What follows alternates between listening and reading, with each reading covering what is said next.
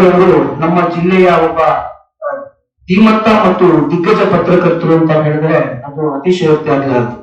ಅವ್ರ ಬಗ್ಗೆ ಇವತ್ತು ನಾವು ಮಾತಾಡ್ಬೇಕು ಅಂತಂದ್ರೂ ಕೂಡ ಭಯ ಆಗುತ್ತೆ. ಯಾಕೆಂತಂದ್ರೆ ಅವರಲ್ಲಿದ್ದಂತಹ ಒಂದು ಮೌಲ್ಯ ಮತ್ತು ಸಮಯ ಪ್ರಜ್ಞೆ, ಶಿಸ್ತು ಮತ್ತು ಅವರ ಬರವಣಿಗೆಯ ಮೌಲ್ಯಗಳನ್ನ ನಾವು ಅರ್ಥ ಮಾಡ್ಕೋಬೇಕು.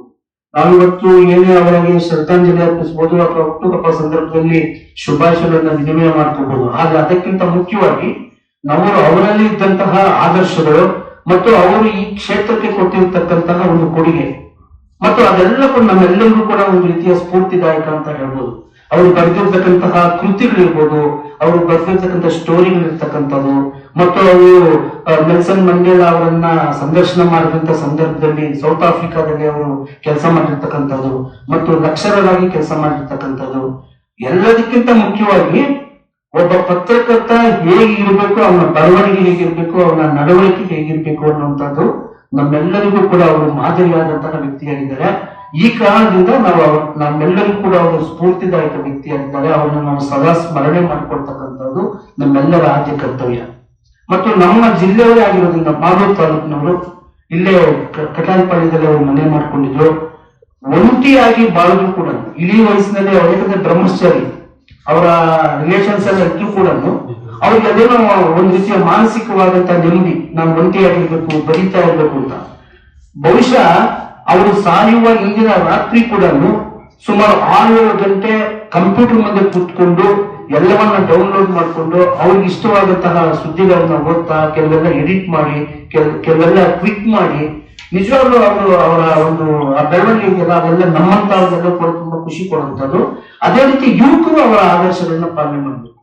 ಈಗ ನಾವು ನಮ್ದು ಎಲ್ಲ ಕೂಡ ಒಂದ್ ರೀತಿ ಇಳಿ ವಯಸ್ಸಿಗೆ ಬರ್ತಾ ಇದೀವಿ, ಅದು ತಿಳ್ಕೊಳ್ಳುವಂಥದ್ದು ಬೇಕಾದಷ್ಟು ಇದೆ.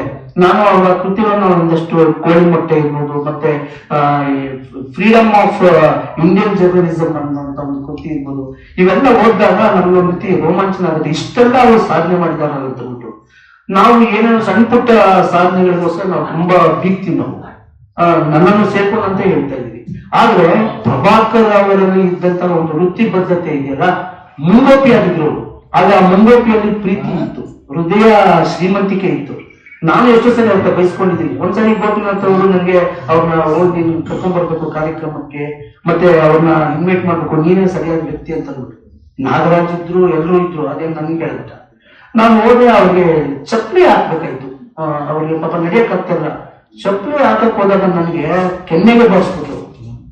ಏನ್ ನನ್ಬಿಡ್ತೀಯ, ನನ್ಗೆ ಚಪ್ಪಲಿ ಹಾಕ್ತೀನಿ ನೀನು? ಸರ್ ಕಾಲ್ ಪ್ರಾಬ್ಲಮ್ ಇದೆ ಸರ್, ಅದಕ್ಕೋಸ್ಕರ ನಾನು ನಿಮ್ಗೆ ಸಪೋರ್ಟ್ ಬರ್ತಾ ಇರ್ತೀನಿ, ನೀನೇ ನನಗೆ ಸಪೋರ್ಟ್ ಬರೋದು, ನನ್ನ ಕೆಲಸ ನಾನು ಮಾಡ್ಕೊಳ್ತೀನಿ ಅಂತ. 92 ವರ್ಷದ ವಯೋಮಿತಿಯ ಒಬ್ಬ ಸದೃಢಕಾಯ ವ್ಯಕ್ತಿ ಆ ರೀತಿ ಹೇಳ್ತಾರೆ ಅಂತಂದ್ರೆ ಅವ್ರಿಗೆ ಎಷ್ಟು ಏನೋ ಅವರ ಒಂದು ಡಿಗ್ನಿಫೈಡ್ ಕ್ವಾಲಿಟಿ ಜೀವನ ಹೇಗಿತ್ತು ಅನ್ನೋದ್ರ ಬಗ್ಗೆ ನಾವು ಮೆಲ್ಕಾಗ್ಬೇಕಾಗುತ್ತೆ. ಸ್ವಾಭಿಮಾನಿ ತುಂಬಾ ಅದಲ್ ಬಿಡಿ, ಅದರಲ್ಲಿ ಅವ್ರಿಗೆ ಸರಿಸಾಟಿ ಯಾರು ಇಲ್ಲ ಅಂತ ಹೇಳ್ಬೋದು. ಸ್ವಾಭಿಮಾನಿ ಅನ್ನೋ ವ್ಯಕ್ತಿಗೆ ಸರಿಸಾಟಿ ಆಗಿಲ್ಲ. ಒಂದ್ಸರಿ ಮುದ್ದೆ ತಿಂತಾದ್ರು ನಾನು ಅದೇ ಟೈಮ್ ಇದೆ ತಿಂತೀಯಾ ಅಂತ, ಇಲ್ಲ ಸರ್ ತಿನ್ನಲ್ಲ. ನಾನು ನಾನ್ ವೆಜ್ ಏನ್ ತಿನ್ನಲ್ಲ, ತಿನ್ನು ಅಂತದ್ದು. ಇಲ್ಲ ಸರ್ ನನ್ನ ಮನೆ ತಿನ್ಕೊಂಡ್ ಬಂದಿದ್ದೀನಿ. ಅವರು ಮುದ್ದೆಗೆ ಏನೋ ಒಂದು ಆಯಿಲ್ ಲಿಕ್ವಿಡ್ ತರ ಹಾಕೊಂಡು, ಇದೇನಪ್ಪ ಇವರು ಏನೋ ಹಾಕೊಳ್ತಾ ಇದ್ದಾರಲ್ಲ, ಬೆಳಿಗ್ಗೆ ಏನಾದ್ರು ಹಾಕೊಳ್ತಾ ಇದ್ದಾರೆ ಅದಕ್ಕೆ ಅಂತ ನನಗೊಂದ್ ರೀತಿ ಆಶ್ಚರ್ಯ ಆಯ್ತು. ಮುಟ್ಬೇಡ, ನೀನ್ ಮುಟ್ಬೇಡ, ನೀನು ಇದೆಲ್ಲ ನೀನ್ ಮುಟ್ಟಂಗಿಲ್ಲ ಅಂತಂದ್ರು. ಬಟ್ ಅದೇನೋ ಅವರು ಒಂದು ಔಷಧಿ ಹಾಕೊಂಡ್ರೆ ಅವ್ರಿಗೆ ಎನರ್ಜಿ ಅನ್ನುವಂಥದ್ದು. ಬಟ್ ಆ ಎನರ್ಜಿ ಇಂದಲೇ ಅವರು ಬದುಕಿರೋ ತನಕ ಕೂಡ ಅವರು ಮೆಂಟಲಿ ತುಂಬಾ ಸ್ಟ್ರಾಂಗ್ ಇದೆ. ಫಿಸಿಕಲಿ ಎಲ್ಲರೂ ವೀಕ್ ಆಗ್ತಾರೆ, ನಾನು ಈ ಫುಲ್ ವೀಕ್ ಆಗ್ಬಿಟ್ಟಿದ್ದೀನಿ ಫಿಸಿಕಲಿ. ಆದ್ರೆ ಮೆಂಟಲಿ ಅವ್ರಿಗೆ ಅಷ್ಟು ವಯಸ್ಸಾದ್ರೂ ಕೂಡ ಅವ್ರು ಇನ್ನೂ ಬರೀಬೇಕು, ಇನ್ನೂ ಕಲಿಬೇಕು, ಇನ್ನೊಬ್ಬರಿಗೆ ಹೇಳ್ಕೊಡ್ಬೇಕು ಅನ್ನುವಂತ ಒಂದು ಅವರ ಒಂದು ತುಡಿತ ಇತ್ತಲ್ಲ, ಆ ಪತ್ರಿಕೋದ್ಯಮದ ತುಡಿತ. ನಾವುಗಳಿಗೆ ಯಾರಾದ್ರೂ ಅಟ್ಲೀಸ್ಟ್ ಅದರಲ್ಲಿ ಒಂದು 5% ಆದ್ರೂ ನಾವು ನಮ್ಮ ಜೀವನದಲ್ಲಿ ನಾವು ರೂಢಿಸ್ಕೊಂಡ್ರೆ ನಾವು ಅವರ ಪುಣ್ಯತಿಥಿಯಾಗ್ಲಿ, ಅವರ ಹುಟ್ಟುಹಬ್ಬ ಆಗಲಿ ಆಚರಣೆ ಮಾಡೋದಕ್ಕೂ ಸಾರ್ಥಕ ಆಗುತ್ತೆ ಅಂತ ಹೇಳ್ತಾ ಈ ಒಂದು ಪರಂಪರೆಯನ್ನ ನೀವು ಮುಂದುವರ್ಸ್ಕೊಂಡು ಹೋಗಿ.